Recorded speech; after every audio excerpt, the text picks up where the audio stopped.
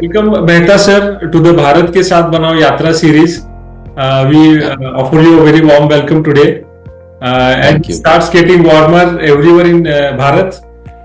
We are in the peak, of the summer, and we know that the landscape for automotive investments as well as automotive manufacturing is getting warmer for Bharat. So we have known that we aspire to be the automotive capital of the world, and you have been a very cardinal part in leading this journey across your entire life, and everyone acknowledges that. We very much acknowledge that, because it takes a lot of toil, effort and tenacity in taking these kind of efforts for your nation.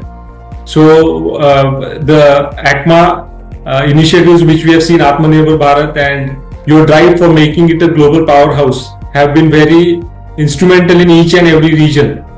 So I very much thank you, and that's what brings me to the main topic of today's discussion in our series. We have seen that everyone is speaking about Bharat. Automotive industry is the bedrock of any economy. I have been in Detroit. I've seen that automotive mobility drives the economy. What we also want to know from leader who has spent a lot of time in the automotive industry, why Bharat can be the next leading global manufacturing destination for the automotive industry. So first of all, thank you for all those kind words, and thank you for having me. Sure. So maybe I'll begin with a little introduction of the automotive and the auto component industry to contextualize and then answer your question as to why India can be or has all the potential to be a manufacturing hub for the world for the automotive industry. You see, the auto industry is a key driver of the Indian economy. When I say automotive industry, I'm talking about the vehicle industry and the component industry taken together. And the overall size of this industry, the vehicle industry and the auto component industry taken together, is more than $200 billion. And we contribute almost close to 6.5% of India's economy. We provide close to 50 lakh jobs. The component industry provides job to 50 lakh people, but the overall, the vehicle and the auto component industry and the entire value chain gives jobs to more than 30 million people. 30 million people is like 300 lakhs, 3 crore people. So it's a great engine for growth for India's economy. And when we look at the vehicle industry, we today sort of have many firsts. We are in top 3 in most segments. When you look at the two-wheeler industry, we're probably the world's largest manufacturer of two-wheelers. When we look at the tractor industry, we are largest tractor industry. Tractors, I'm talking about the farm equipment industry. And when we look at the passenger vehicle industry, we have the third largest in terms of the number of cars that we produced annually. So obviously, that is a huge driving force in terms of creating a very vibrant base for the auto component industry. But that's not only the sole reason. The auto component industry in India is also hugely export competitive. Almost close to anywhere between 25 to 30% of our production is what we export today. And last year, the auto component industry had a turnover of $75 billion US. Of this, around $21 billion was export. Okay. And we were in export surplus. That's around $300 million in export surplus. And what's also very, very credible for the industry is that when we talk about export, 80% of what we produce goes to OEMs and to tier 1s. And within that, again, if I were to look at another slicing of data, close to 30% of our export goes to US and another 30% goes to European Union. And these are 2 of the largest, developed markets in some sense, if I were to say that. So the auto component industry in India is a hugely competitive industry. And right now, I think India is a global sweet spot. When you look at the macroeconomics, the fundamentals of the country are absolutely, right. The government policies are extremely conducive to the growth and development of the industry. We offer one of the most stable GDPs, and the GDP continues to grow despite many geopolitical challenges that the world is witnessing. And also, what's very, very credible for India and the Indian automotive industry is that while within the challenges that you have of geopolitics, the Indian market, the Indian domestic market, and therein the entire vehicle segments and also the component industry continues to grow very, very strong. Also, when I talk about the government policies are absolutely well aligned to give a boost to the industry. There's a huge thrust on renewables. There's a huge thrust on sustainability. There's a huge thrust on cleaner fuels. There's a huge thrust on safety and reducing the emission norms. So all this is driving the Indian automotive ecosystem to be world class. Okay. So, given the fact that we are an export competitive industry, given the sizable base that we have today, we believe that, we can really be a global hub for manufacturing for the entire world. There we are. So, and also what has happened is that the geopolitics is now forcing the world to look at India much, much seriously, more seriously than it did in the past. There's a huge focus on China plus one. Okay. And with President Trump coming in, we believe there'll be many more opportunities for India to service external markets, especially the US. And why I am pointing out to the US is because today US is the world's largest importer of auto component. They import around $300 billion worth of auto components, of which India exports only $6 billion worth. So we are just about 2% of the import that US does of auto components. And imagine if we target and we at least make it 5%, then you're really talking about scaling a very sizable size in export to the US itself. And then there are other markets that are also we find a lot of traction and a lot of queries for exports coming in from the European Union. So in some sense, what I would say that on one hand, the world has started to take India much more seriously than it did in the past. On the other end, the Indian auto component industry has started to scale up well. And when I say scale up, it is not necessarily only on the volume front. We're talking about consistent quality. We're talking about consistency in delivery. We're talking about a lot of focus on new product development and engineering that is happening in India. What's also very, very interesting to note is that today we have more than 70 GCCs. In India today, there are around 1,800 odd GCCs, the Global Competence Centers. Yes, Global Competency Centers, and of them, 70 are dedicated to the automotive, and within that, 50% are dedicated to the auto component industry. So there's a lot of focus on setting up of engineering centers, doing a lot of core work on engineering in India by the auto component manufacturers.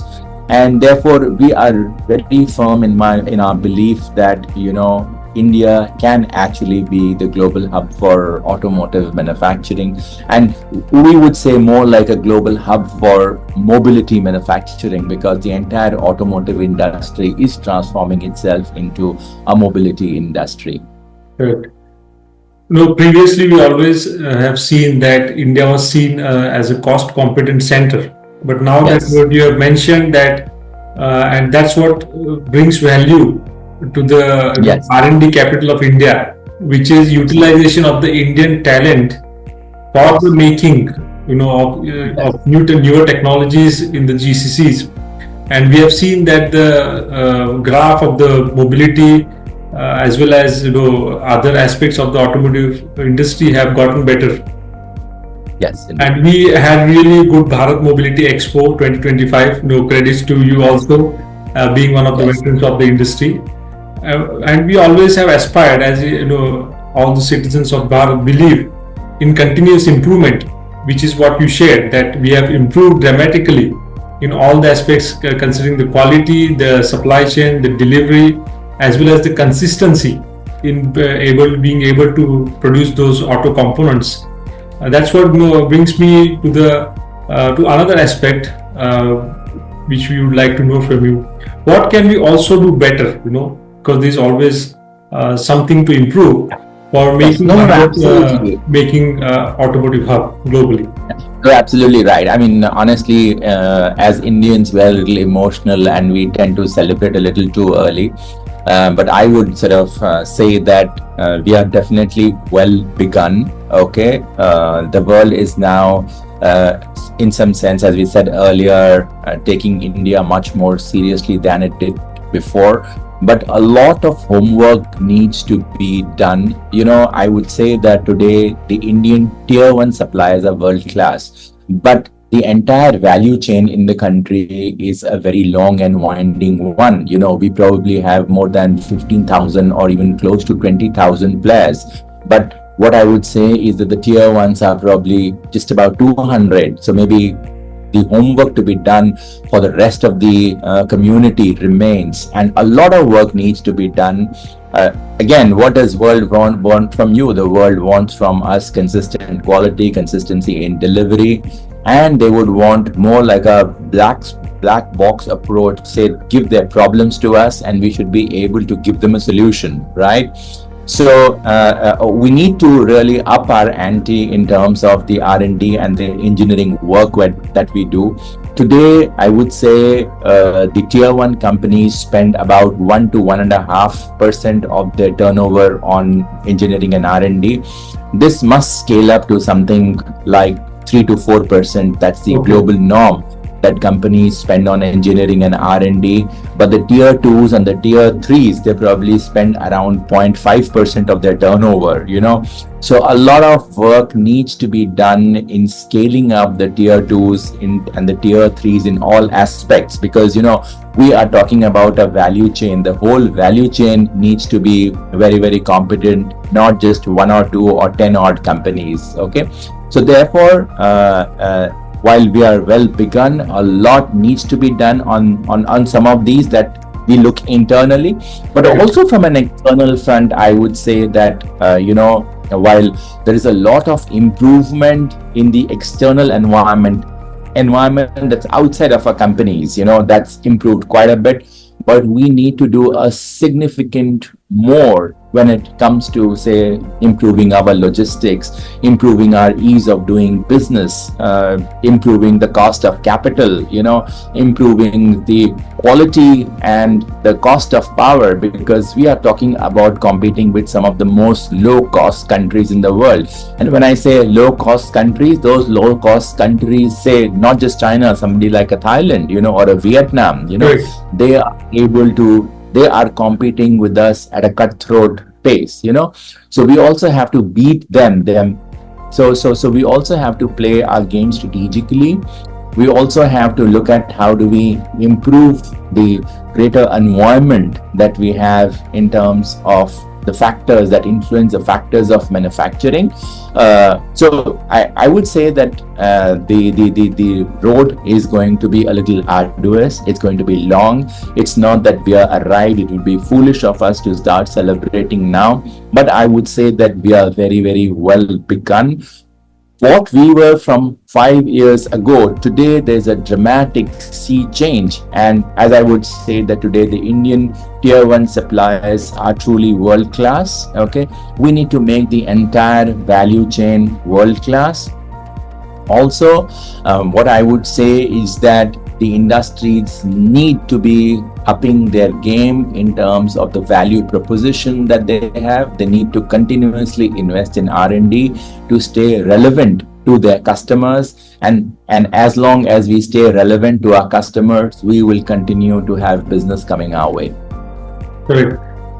R&D expenditure, when we see at the global scenario, has been at the pivot of the discussion, because R&D is what drives the nation. Because that's, Yes.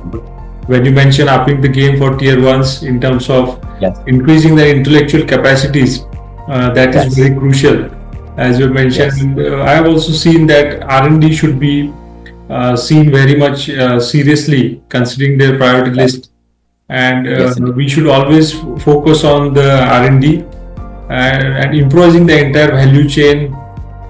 Considering all kinds of tier ones, tier twos, and tier three suppliers, Yeah. that is going to bring more confidence. And when we Absolutely. speak about the operating aspects of the industry, including power, so the power from the traditional shift to the renewables can also, incentivize the acceleration for the in the Indeed. industry, because we are competing against, yes, there's a lot of shift to other Asia Pacific nations, where we have seen that they have also been seen as a choice for automotive manufacturing. But all these aspects which you mentioned can align in towards a goal of a more Vikasit and better Bharat. And we wanted to thank you today for sharing your insights, which have been very valuable, considering the operational as well as the organizational aspects of the operative of the automotive industry. And we look forward to engaging with you further. Thank you. Thank you so much. And I wish Thank you you. good luck in all. Thank you. Take care. Thank you. Yes, thank you.